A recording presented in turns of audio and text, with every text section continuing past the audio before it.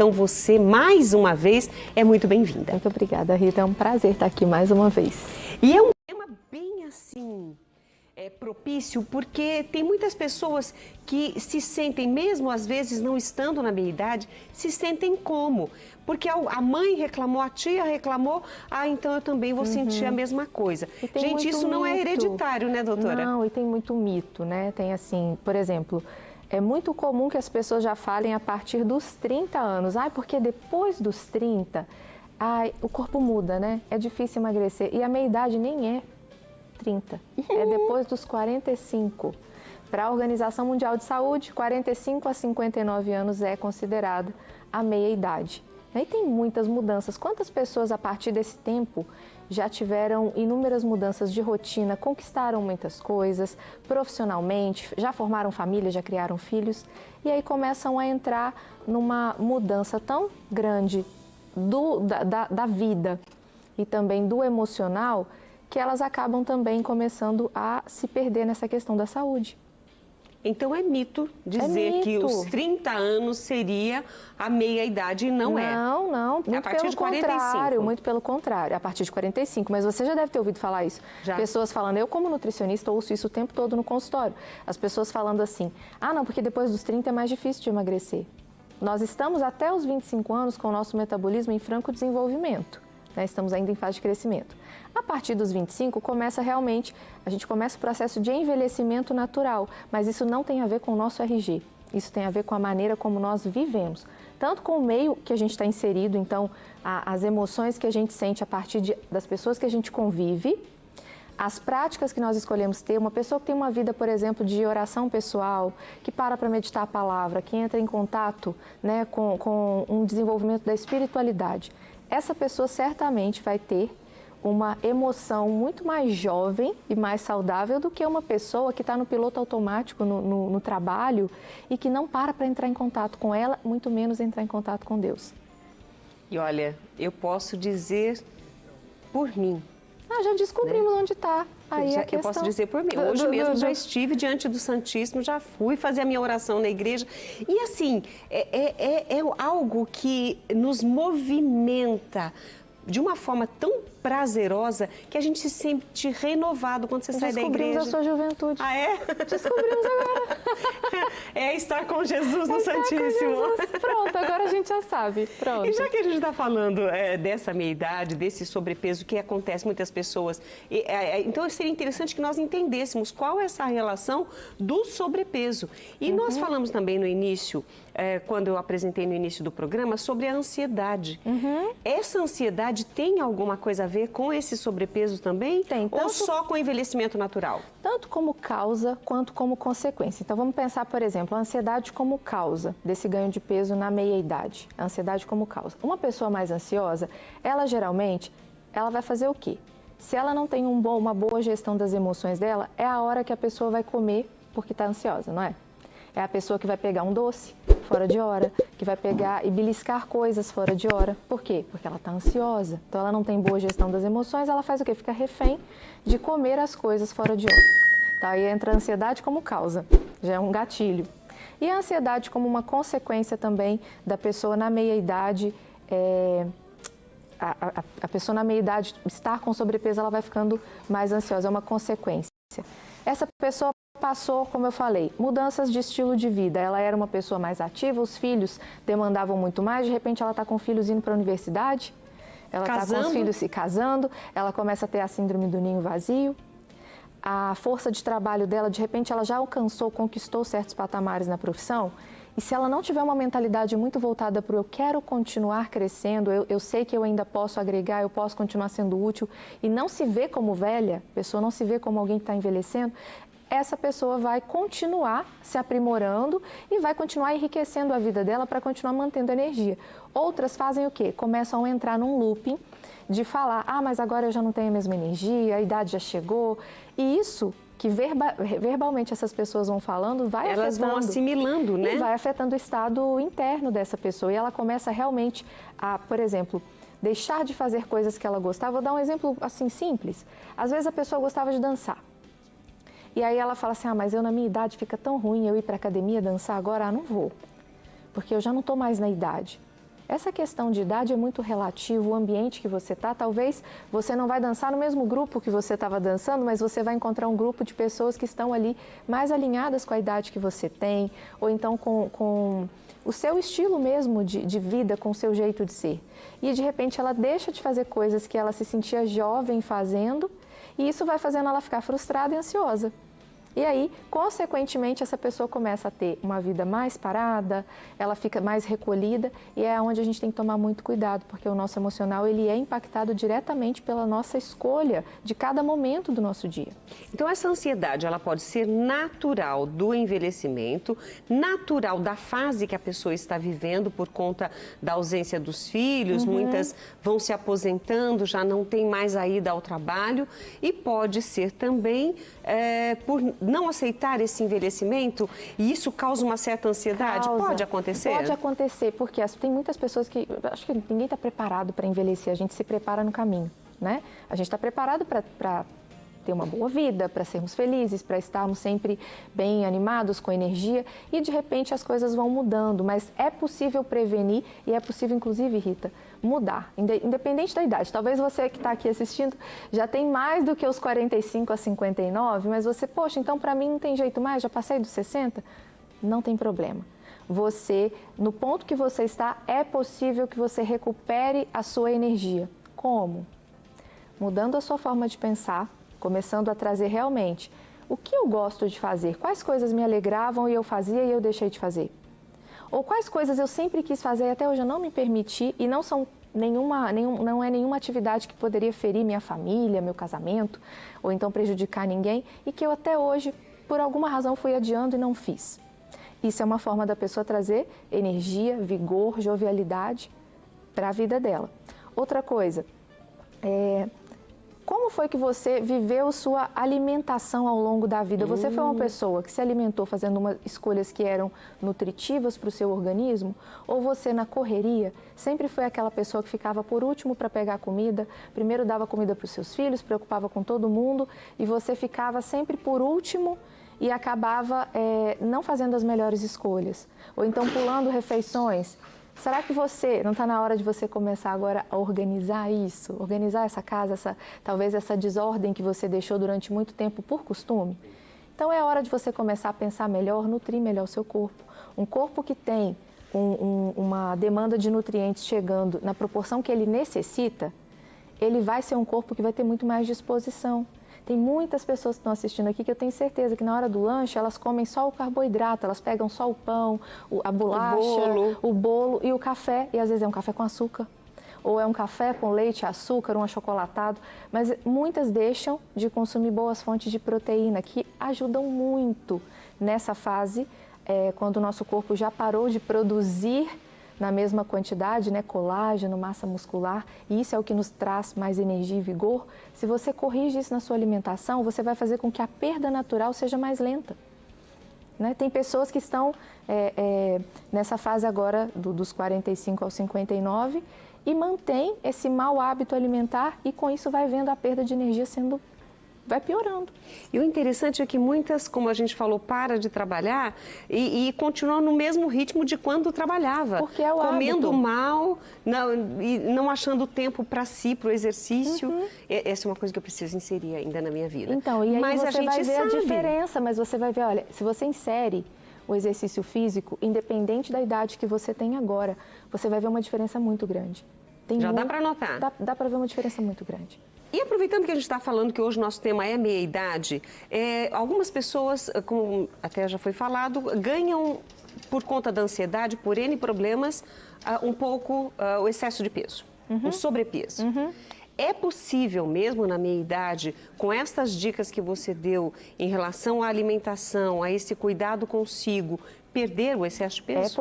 É possível que uma pessoa que hoje ela pode estar com obesidade, né? Uma pessoa com sobrepeso é aquela pessoa que ela está com...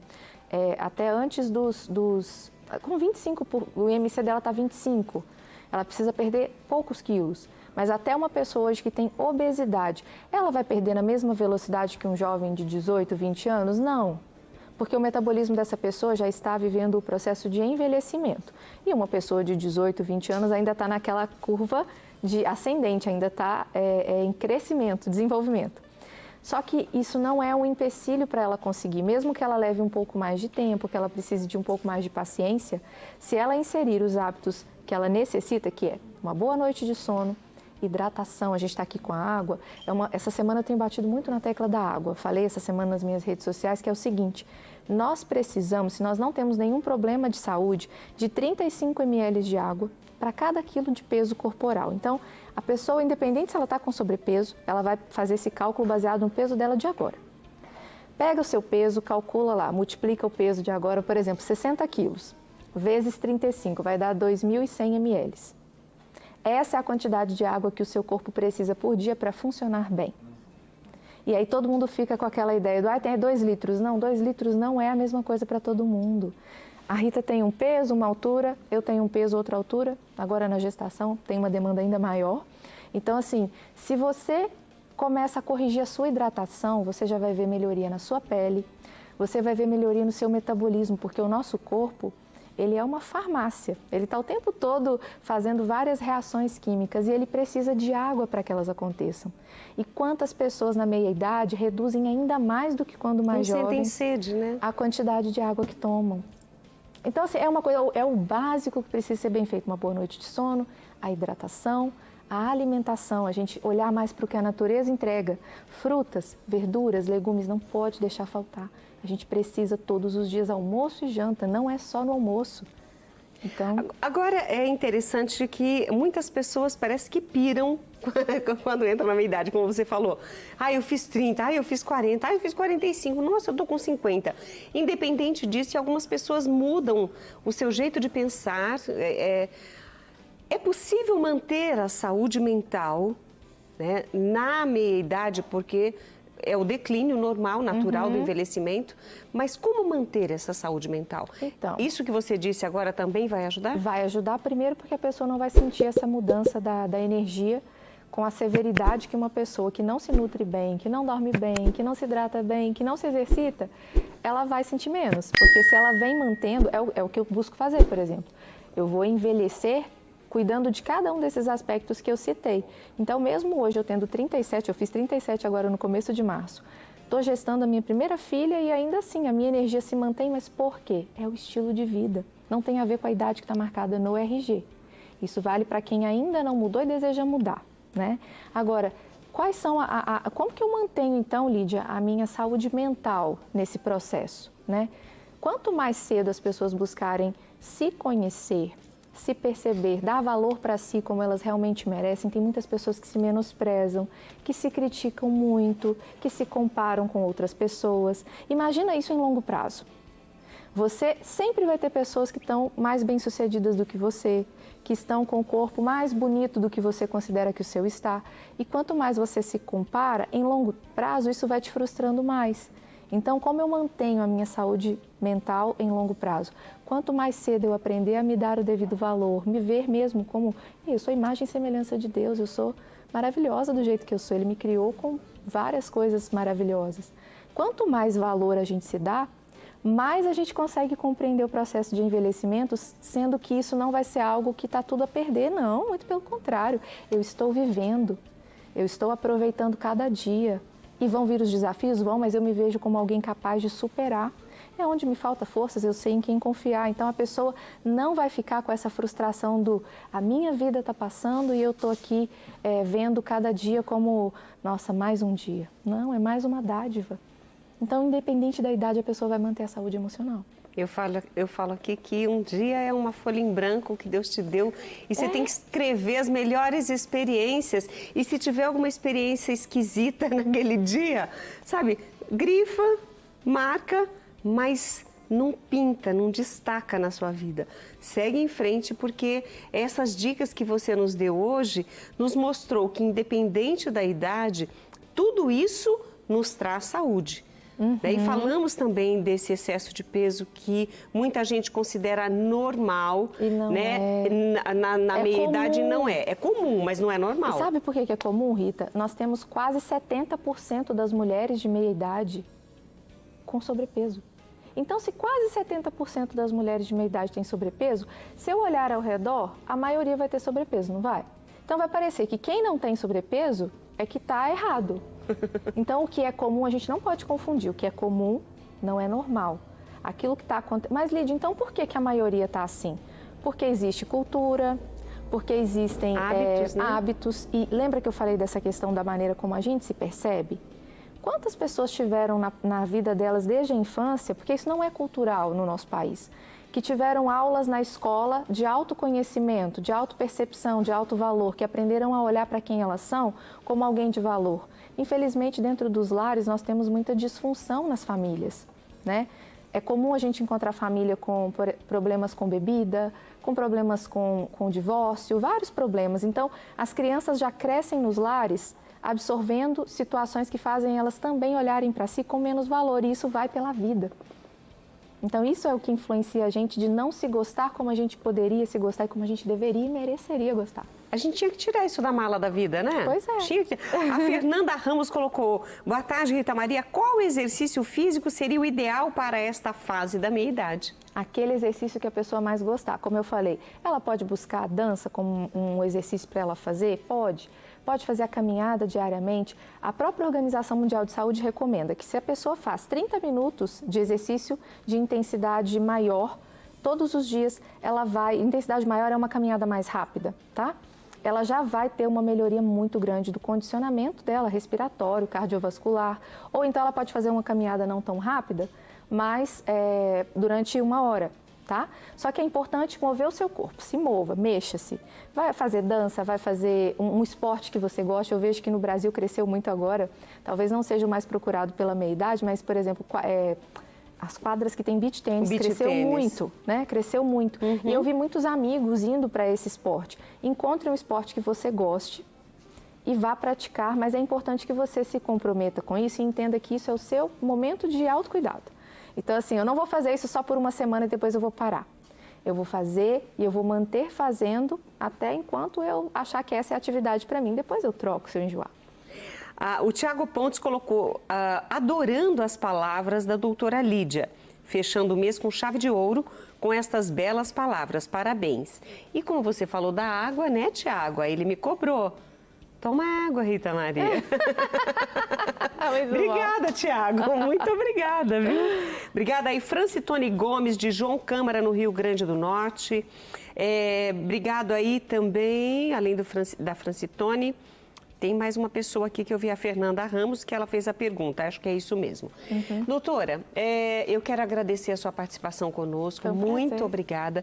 Sempre uma riqueza aprender contigo. A tua doçura, a tua mulher de fé, mulher de Deus, a gente aprende um pouco mais. É gostoso isso, né? Você passa muito além do seu conhecimento, da especialidade de conhecimento mesmo, né? Por ser psicóloga, por ser nutricionista. Mas o gostoso é saber que são palavras que vêm do coração, que são de Deus. Hoje, sabe o que ela compartilhou comigo? Posso contar, doutora? Pode. Até vou pedir a ela que diga, mas eu fiquei tão feliz quando ela falou: da última vez que eu vim aqui, eu não estava grávida, mas agora eu estou. É a Maria Clara. E o que você fez hoje para Maria Clara? Então, foi porque ontem eu fui fazer uma entrevista na TV Aparecida e aí eu fui ao santuário. E aí eu fui lá e a minha mãe me contou, né, que quando ela estava me gestando, que ela me consagrou a Nossa Senhora. E eu sou consagrada a Nossa Senhora, rezo a vida toda, o terço, tudo. E aí eu fui lá ontem e falei: mãezinha, assim como um dia minha mãe me consagrou, né, sob sua intercessão eu te consagro a Maria Clara, para que ela seja uma mulher cheia do Espírito Santo, para que ela venha fazer a diferença nessa terra, para que ela venha servir a Deus assim como eu venho servindo.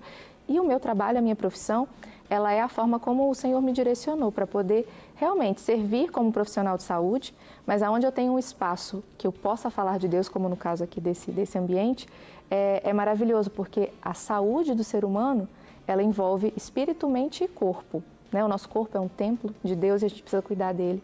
Então, eu acredito que as pessoas que estão assistindo esse programa, elas têm fé, senão elas talvez não estariam nessa rede, né, assistindo. Então, assim, cuidem do corpo de vocês, porque é um templo de Deus. Cuidem do emocional de vocês, porque a nossa mente é como se fosse um volante. Então, ela direciona para onde a gente vai. Se a nossa mente estiver nos guiando com pensamentos ruins, com crenças que nos levam a acreditar em coisas negativas, a gente vai perder tanta coisa maravilhosa que Deus tem para a gente. né? Então é uma honra estar aqui. Nossa, é uma delícia ter você aqui conosco. Muito obrigada, viu? Obrigada. Conversamos aí com a doutora Lídia, não é? E com certeza estará mais vezes conosco antes da Maria Clara, né, chegar. A gente espera que ela esteja com a gente. Doutora, mais uma vez, muito obrigada. Muito obrigada, Rita.